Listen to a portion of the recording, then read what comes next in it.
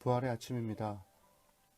예수님의 시신에 향료를 바르러 갔던 여인들은 빈무덤을 보고 너무 놀라 두려워했고, 부활의 주님을 만난 막달라 마리아와 2명의 제자들은 부활의 소식을 전했지만 아무도 믿지 않았습니다.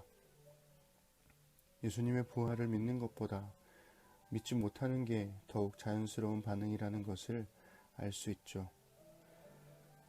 부활하신 예수님은 제자들을 만나 세상 속으로 들어가라고 말씀하십니다. 제자들은 부활의 주님을 믿고 예수님의 부활이라는 기쁜 소식을 전했습니다. 기쁜 소식을 전하는 것은 제자들의 몫이고 믿는 것은 사람들의 몫이죠. 그리스도인들은 그저 복음, 기쁜 소식을 전할 뿐입니다. 40일간의 사순절 묵상이 끝나고 오늘은 에필로그로 예수님의 부활 소식을 전하는 마가복음 16장을 읽어드리겠습니다. 안식일이 지나자 막달라 마리아와 야고보의 어머니 마리아와 살로메는 예수께 바르려고 향료를 샀다. 일요일 이른 새벽 해 뜰 무렵에 그들은 무덤으로 갔다. 그들은 누가 우리를 위해 무덤에서 돌을 굴려줄까 하고 서로 걱정하며 말했다. 그들이 문득 고개를 드니 아주 큰 돌이 이미 굴려져 있었다. 그들은 곧바로 안으로 들어갔다.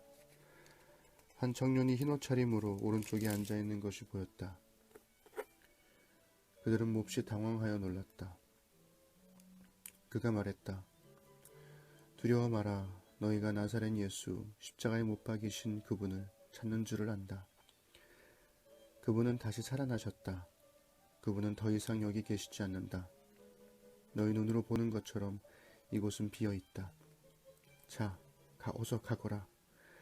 그분께서 너희보다 먼저 갈릴리로 가신다고 제자들과 베드로에게 말하여라. 그분이 전에 말씀하신 대로 너희는 거기서 그분을 뵐 것이다. 그들은 얼른 밖으로 나왔다. 현기증이 날 정도로 정신이 없었고 너무 놀라서 아무한테도 말하지 못했다. 예수께서 죽은 자들 가운데서 살아나신 뒤 일요일 이른 아침에 막달라 마리아에게 나타나셨다. 마리아는 예수께서 전에 7 귀신에게서 구해준 사람이다. 마리아는 예수와 함께하던 사람들이 슬퍼하며 울고 있는 곳으로 가서 말했다. 그들은 살아계신 그분을 분명히 배웠다는 마리아의 말을 듣고도 믿지 않았다.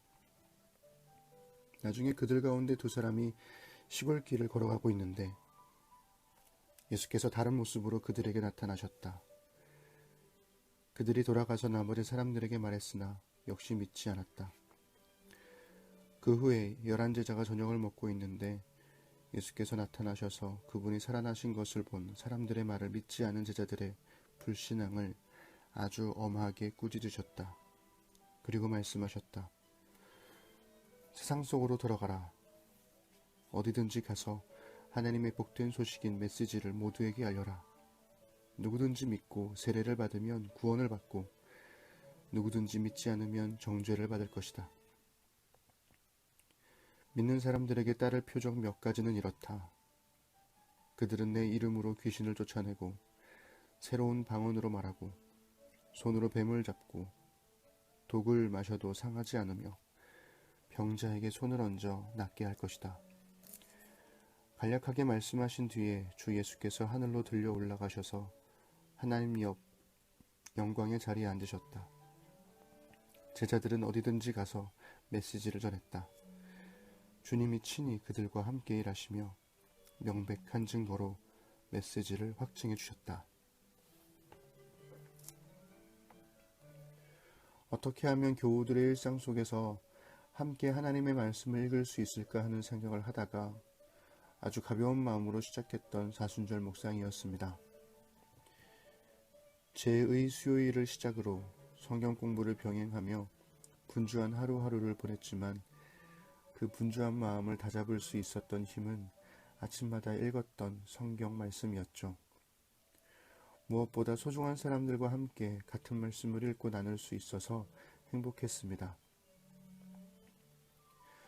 하지만 40일 동안 주의 말씀과 함께 웃고 울며 내내 마음이 불편했습니다. 주의 말씀을 따라 살지 못했던 매일이 부끄러웠고 주의 말씀이 요구하시는 용서와 회복에 용기 내지 못하는 자신을 자책했습니다. 하지만 문득 이런 생각이 들더군요. 말씀을 묵상하지 않았더라면 훨씬 많이 망가진 저 자신이 되었을 것만 같습니다. 주의 말씀이 저의 마음과 생각을 지켜주었음에 감사하게 됩니다. 무엇보다 힘든 사람들과 제 곁에 소중한 분들과 함께 사순절을 함께 걸어온 것 같아서 행복했습니다. 부활의 아침, 부활의 소망으로 매일을 살아가는 그대가 되기를 기도합니다.